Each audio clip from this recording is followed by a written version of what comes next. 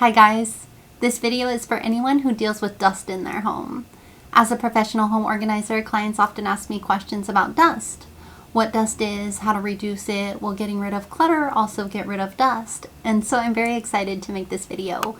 In this video, we're going to talk about first what dust is, how it affects us, how you can reduce dust in your home, and then we'll talk about the relationship between clutter and dust and how reducing clutter can also help you to reduce dust. By the way, my name is Mika and I'm a writer, and I also own a small professional home organizing business. Over the years, I've helped hundreds of people declutter and organize their homes, and it's a passion of mine to help people make their homes feel great. I'm also writing a book series about how to have good vibes in your home, and I'm currently working on the decluttering book. As I write, I share some of what I've written about for the week on this channel. And this week, I wrote about dust and clutter in the home. So getting right into it. The big picture. What is dust? Dust is everywhere. Dust is a part of life, and we often think of dust in terms of this nuisance in our homes, which I 100% concur, but dust is actually pretty interesting, and I'm just going to touch on the big picture aspect for a minute and then bring it down into our homes. Dust plays a major role in the universe and our galaxies, as well as on our Earth. There are specks of dust in space, which in the context of astronomy is referred to as cosmic dust, or is also referred to as stardust. Cosmic dust are tiny particles that exist in and float around in space and are made up of silicates, carbon, and various other materials such as complex organic compounds. One of the ways that cosmic dust forms is because they are the remnants of stellar processes.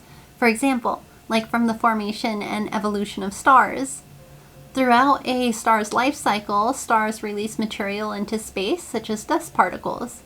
Dust particles can also clump together and form what are called protoplanetary disks, where planets can eventually form. Thousands of tons of cosmic dust reach the Earth's surface every year, and there's obviously so much more to this, but now I'm just going to bring it down to Earth. On Earth, there are places that are dustier than others. For example, the Sahara Desert in North Africa, the Gobi Desert in northern China, and the Atacama Desert in Chile are just a few places on Earth that are known for their dusty conditions. And dust can travel so far, hundreds or even thousands of kilometers. Dust particles can get carried off to far-off places thanks to weather systems, jet streams, and atmospheric patterns. And just to give an example of how far dust can travel, according to NASA, winds pick up an estimated 100 million tons of dust from the Sahara Desert each year. Also, according to NASA, the Saharan dust ends up often fertilizing the nutrient-poor soils of the Amazon rainforest. Now, the composition of dust varies by geography and landscape and by house. Dust particles are very tiny, so tiny that they're measured in microns. So basically, there's dust that's invisible to the eye, and then there's dust that's visible. To put this into context, our eyes can start to see dust when it's about 10 to 20 microns in ideal conditions, but dust particles can be as tiny as half of a micron. One of the classifications of dust is that dust is solid matter that when disturbed can become airborne for some time, allowing it to eventually collect on surfaces. What is the dust in our homes composed of? So many things. Dead skin cells, particles of sand, hairs, animal dander, pollen, minerals from space, dust mites, mold spores, fibers from clothes, fingernail filings, carpet, rug, and furniture fibers, and so much more. In a very broad sense, the world around us is slowly disintegrating and changing. That building that we live in, that paint and that wood, it's slowly disintegrating, just at a rate so incredibly minute that we can't even perceive it, nor would we usually even think about it. But as paint and wood and buildings age, fine particles contribute to the dust that's around us. And in a home, we shed skin cells every day, and animals shed dander, so those are contributors to house dust, and also food for dust mites, which we'll talk about in the next section.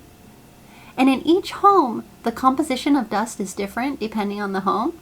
Like how old is the building and what chemicals were used in the building materials. How many people live there because we shed our skin cells every day, and how many pets live there because animals shed dander. Have there been pesticides used recently because those particles will contribute to house dust? What kind of cleaners do you use? Because there are particles from cleaners that will contribute to house dust. And what kind of hobbies and activities take place there? Anything to do with woodworking or painting? Do you cook and is it over an open fire, or do you have a fireplace? What kind of clothes do you own and how many? Because fibers contribute to dust. All of these factors, plus many more, plus the dust that migrates in from the outside, make up your household dust composition. So another question is, do you keep your windows closed or open more often? So it's really interesting because the dust composition will vary by household. It's like if dust were a book that could be read, it could tell the story of the people who live there and the story of what activities take place in the home. How does dust affect us? Our bodies are naturally programmed to be able to deal with small particles of dust, but when there's too much dust or certain kinds of dust, it can affect us in various ways. First, dust can cause allergy symptoms such as sneezing, coughing, itchy eyes, runny nose, and congestion. And dust can also trigger asthma symptoms such as wheezing and even asthma attacks. Dust exposure can also irritate skin and cause dry skin, itching, and rashes. This is because dust can contain particulates of cleaners or pesticides or accumulated pet dander or outdoor allergens like pollen, which can affect people who have allergies. Dust mites can also have an effect on us. Dust mites are microscopic creatures that live in household dust. They shed their skin and produce waste particles which can become airborne when disturbed. And it's those particles that can get into your respiratory tract and can also trigger an allergic reaction and asthma symptoms. And a side note about dust mites, their primary food source is dead skin cells. Dust mites prefer humid, warm, and dark places. So bedding is a place that is a haven for dust mites because we spend a third of our lives in bed, shedding skin cells as we sleep. So I have some tips for you in a few minutes on how to reduce dust mites in your bedding. But also don't worry too much about this because they like to be away from you and away from movement. So their job is basically to eat dead skin cells every day.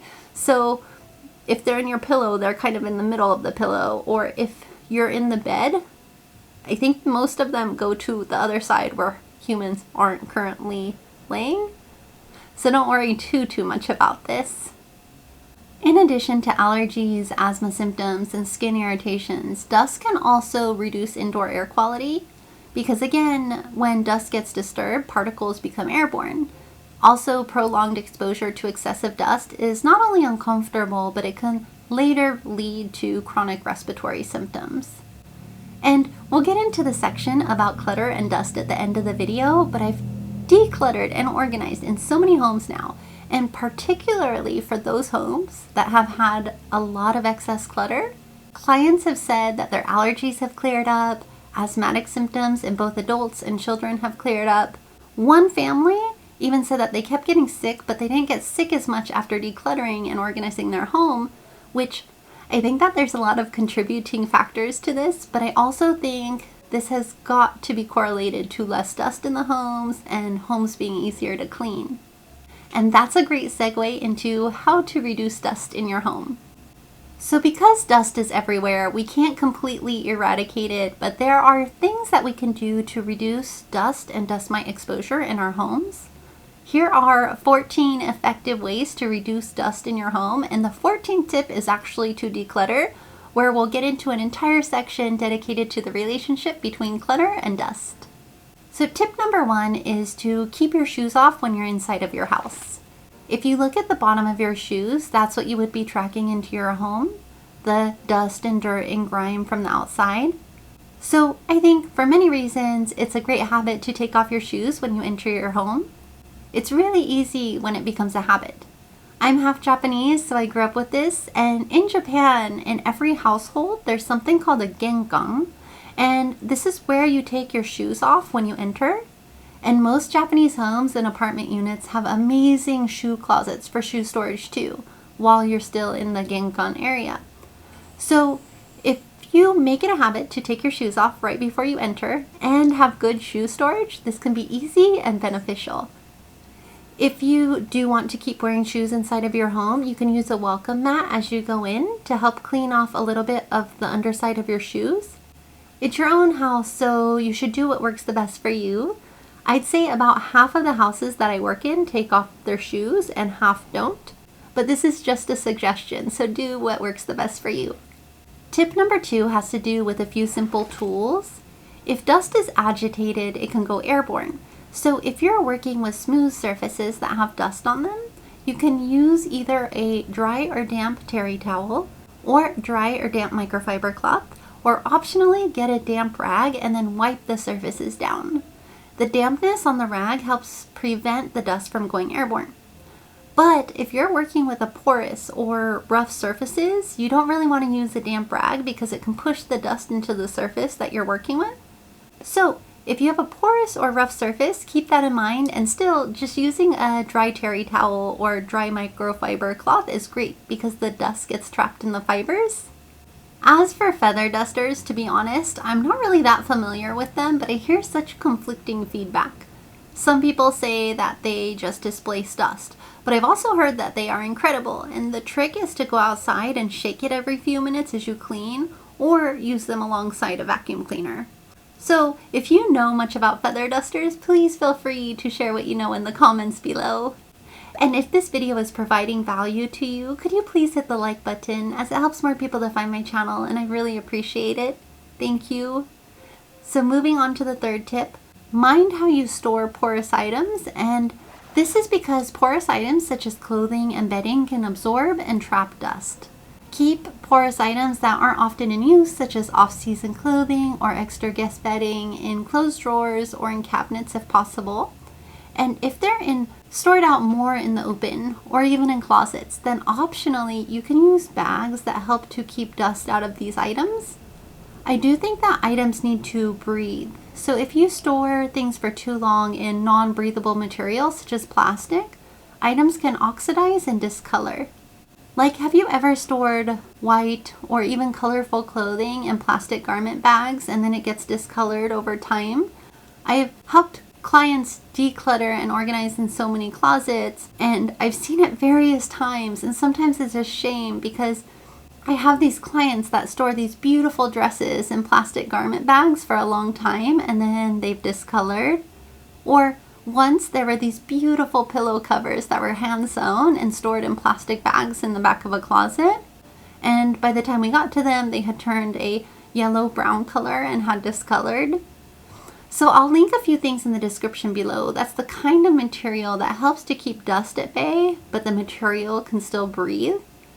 These are things that I use and recommend to my clients, but it's mainly just so you can see the material that helps to keep dust out while still allowing the items to breathe. Number 4 is to clean your floors regularly so that there isn't a dust buildup. This is especially true if you have carpeting or rugs because dust can hide between the fibers. If you have a vacuum, then you want to vacuum your floor regularly, especially your carpeting and your rugs. It's also great if you can have a vacuum with a HEPA filter because HEPA stands for High Efficiency Particulate Air Filter. And according to the Environmental Protection Agency, HEPA filters can theoretically remove 99.97% of airborne particles as small as a size of 0.3 microns. However, if you do have a HEPA filter, I have an important tip for you. If your filter is meant to be clean, then clean your filter regularly. I have this Dyson vacuum and I love this thing. And inside is a filter that must be cleaned monthly. If it's not, then the vacuum still suctions, but it also spews some of the dust back out. That's why it's so important that this filter is cleaned regularly. I see this same vacuum in quite a few homes, but have also come across many people that didn't know that they had to clean the filter. So it's just a reminder here. I guess there's no point really to spending extra to have a HEPA filter or have a really great vacuum if we're not going to maintain it so that it can function as it should. And still, in terms of cleaning floors, I've lived in multiple countries and some countries don't really use vacuums. And if you don't use a vacuum, then sweep and mop regularly.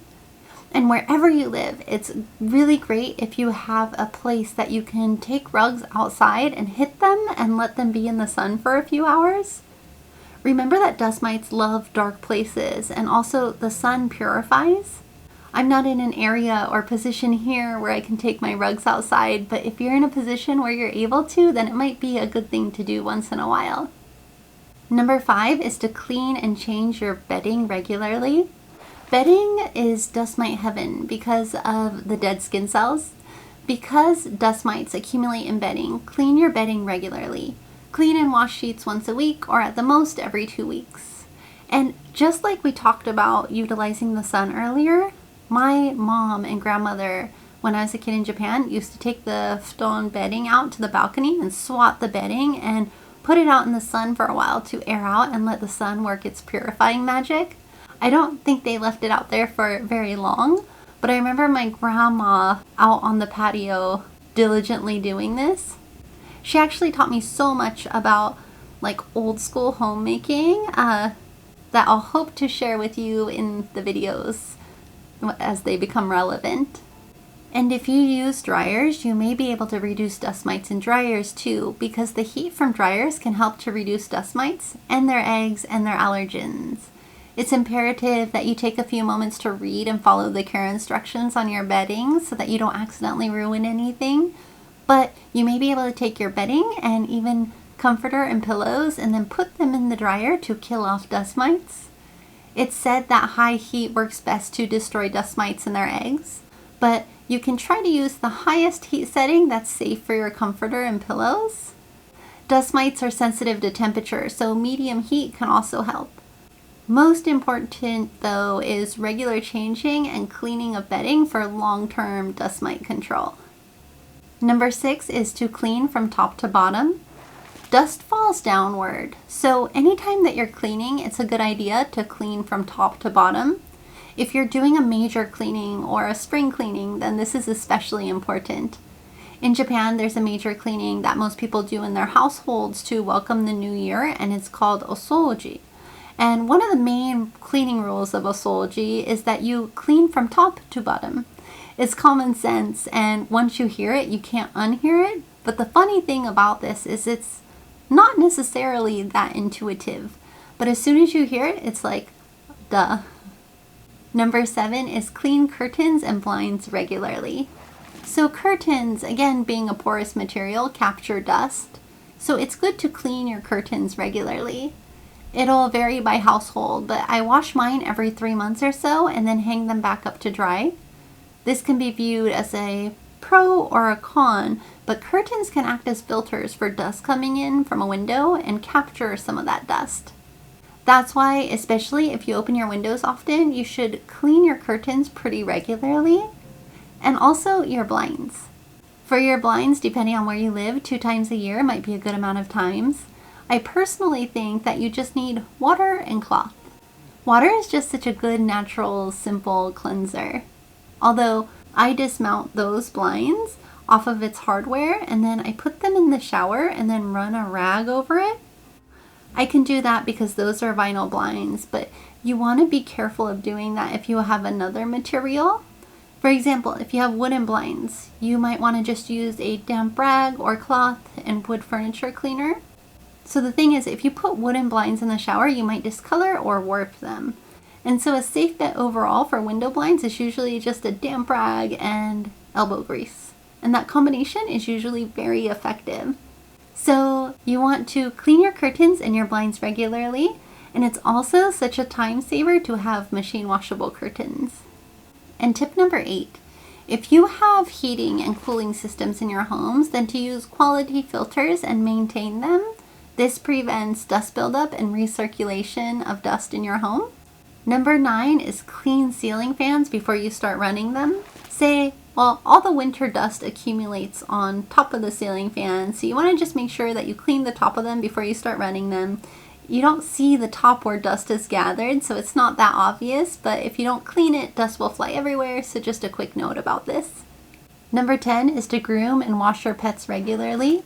Research the breed of your pet and see what's the best for them, and then keep that in mind. Number 11 is to clean regularly. So there's really not a way around this. Dust is a part of our lives and a part of our homes, and we have to clean to reduce dust.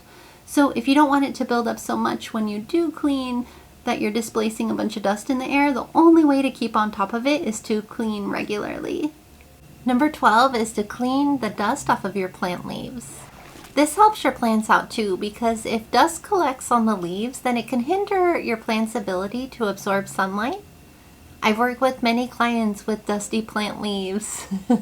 That just sounds so weird, but it's true. And I get questions like, can I clean my plant leaves with Clorox wipes or Dawn dish soap or alcohol wipes or makeup removing wipes? So if you have a healthy plant with dusty leaves, then a cloth dampened with water is great. If your plant is unhealthy or infested, then there are certain remedies that you can look up. But if it's just dust, water is your best and most simple cleanser here. You can use a damp rag and then just be gentle with your plant. An alternative option is, depending on what type of plant that you have, you can put your plant in your shower and rinse off their leaves. Some plants love plant showers and some hate it. So if you're not quite sure, research your plant first to see if they're a good plant to put in the shower. Number 13 is keep in mind that when you open doors and windows, dust from outside can come inside and contribute to house dust. So because of this, it's generally advised that if you want to keep dust out of the house, to keep windows and doors closed more often. Although I personally think fresh air and sunlight is so important when the climate that you're in allows for it. I keep my windows open often, especially in the spring and the summer and the fall, so basically most of the year, and it's dependent on the home and the climate for this one. Every home's different, so you have to pick and choose what works the best for you, but I personally think that if you're in a climate that allows for this, it's ideal to be able to open your windows for fresh air and natural airflow and sun, and then to keep your home somewhat uncluttered so that it's easier to clean. And then you don't have to worry about dust as much because it's easier to keep on top of it. So in this next section, we'll talk about tip number 14, which is to declutter and keep a fairly uncluttered home. This is an entire section of its own where we can get into why keeping an uncluttered home can help to reduce dust and the relationship between dust and clutter. Let's call this section the dust and clutter correlation. So there is a correlation between excess clutter and more dust accumulating in the home. You may have noticed that the more excess stuff that you have in a space, the more that dust seems to accumulate, and there's a few reasons for this. First, when we have a lot of stuff in a space, it becomes more difficult to clean. It's just so much easier to clean a space when there's less stuff in the way. This is pretty self-explanatory, but it can be greatly underestimated. So the first obstacle excess clutter creates is that we might clean less often than we would if there wasn't so much stuff around. The more resistance or friction there is between us and something that we have to do, the less likely that we'll do it. This applies to a lot of things. If you make it easier for yourself to do something, you might suddenly find more willpower to do that thing more often. Anyways, the more stuff that there is, the harder it will be to clean, and we know that it'll take more time and energy and effort, and this can make us much more resistant. This is because the routine act of cleaning can go from something simple to more arduous, depending on how much extra clutter is around or in our way. The second obstacle is that we probably won't be able to clean as thoroughly. With more stuff, there's more stuff to move around, to clean around, and more surface area to clean in general. And there are also more nooks and crannies and crevices for dust to settle in. And dust settles in some hard to reach places. This is especially true when there are piles or stacks of items in a corner or taking up part of a room. Dust usually settles not just on top, but also underneath, and tends to accumulate in hard to reach areas, hidden beneath those piles of old belongings or hidden away in crowded spaces. So even if we put in a lot of effort and time and energy to clean, when there are more hard to reach and hard to see places for dust to get settled in, it's harder for us to clean effectively. There's been so many times when I've been working with a client and we clear a bunch of stuff from a closet or a corner of a room, and there's a thick stack of dust or dust bunnies that we usually uncover. The space has usually been cleaned regularly, but the dust underneath the pile of stuff has been hidden. There was one client who I worked with, and it was around the time that I had first started the business, so about 7 years ago, And he was asking me why, even though he lived in a newer condominium, why he always had so much dust. And he lived in the valley on the outskirts of Los Angeles, so it gets hot in the summer, and he would run his portable fan, like the floor fan, and he had a lot of stuff. And we went through and decluttered his items, and under the piles of stuff, or under the furniture, there were big dust bunnies. And remember, one of the characteristics of dust is that it can go airborne and then settle again. So when he ran his fan, which also had a lot of dust in it, the force of air was probably circulating dust around his apartment. And I'm pretty sure that we cleaned out the fan together on my first visit, but then there were still little dust bunnies all over the place that are hidden that he couldn't see. And the interesting thing was, he was actually a really clean person. The areas with clear access, like his kitchen, were really clean. And he was so bewildered when he asked me how his place gets so dusty when he cleans so often and puts so much effort in. And I think that part of the reason was on and in and under his piles of clutter, there was a lot of dust. And then he would get hot and run his fan, and then the dust he couldn't get to or even see would get agitated and then go airborne and then recirculate and land on new surfaces. So his place just always seemed really dusty. There are also dust traps. On top of it being more difficult to clean effectively, clutter and just objects in general can also create dust traps or trap dust. In one way, we talked about how dust can settle into those hard to reach places and into crevices and nooks and crannies, which can trap dust. And some objects are shaped so that it's just easier for dust to settle and stay in the crevices. An example of this might be papers and books. Or in another way, objects can become dust traps if they are porous objects. A great example is clothing or fabric. Porous materials can trap and then retain dust because dust can get trapped in the fibers. Also, when there's a lot of excess clutter and or dust buildup in a home, it can contribute to poor indoor air quality. At its worst, when it's very excessive, clutter can impede on proper airflow and ventilation while trapping dust and other things like mold. When things are tightly packed together and there isn't much space for fresh air to circulate, it can create stagnant pockets of dust and stagnant pockets of air. So if the airflow is restricted, the air and energy in the space can become stagnant, and this traps dust particles and isn't good for the occupants who have to inhale the indoor air. We also tend to organize and reorganize clutter if it's in the way, or tinker with clutter. This can make dust nearby go airborne. Also, excess stuff creates more surface area for dust to be able to settle. The more items that you have out in the open, the more surfaces there are for dust to settle on. So I'm going to use an analogy here. Imagine a room, and then imagine that every surface area of that room is a magnet, and dust particles are also like tiny magnets that can stick to any surface area. The more things that you have in a room, the more surface area there is that dust can stick to. So basically, if you have more stuff out in the open, dust has more surface area to settle on.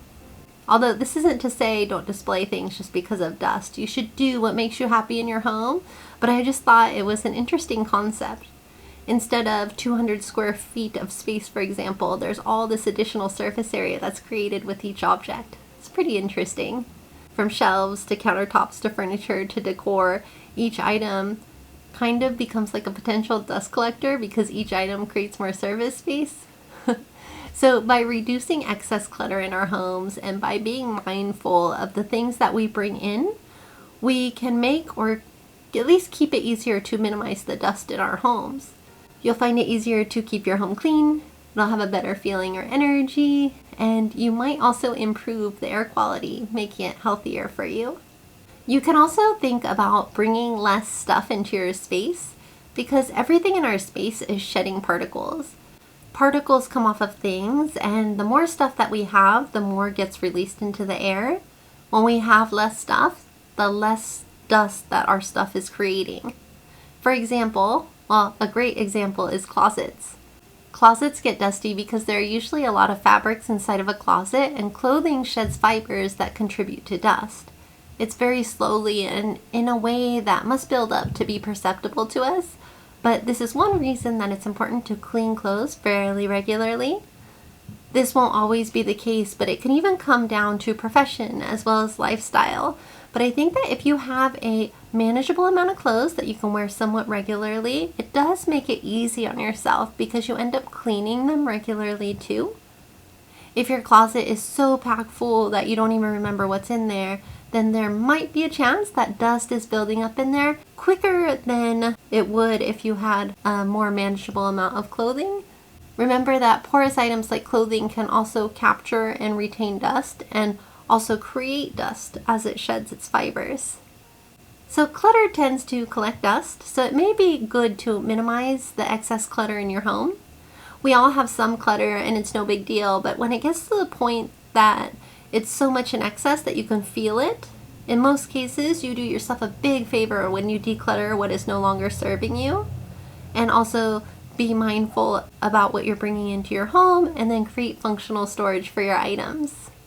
I also think that to have good, comfortable, feel-good energy in your home, you do need to have the space for energy or ki or chi to be able to flow around your home unobstructed. That's why in this book series, Decluttering is the first book of the series.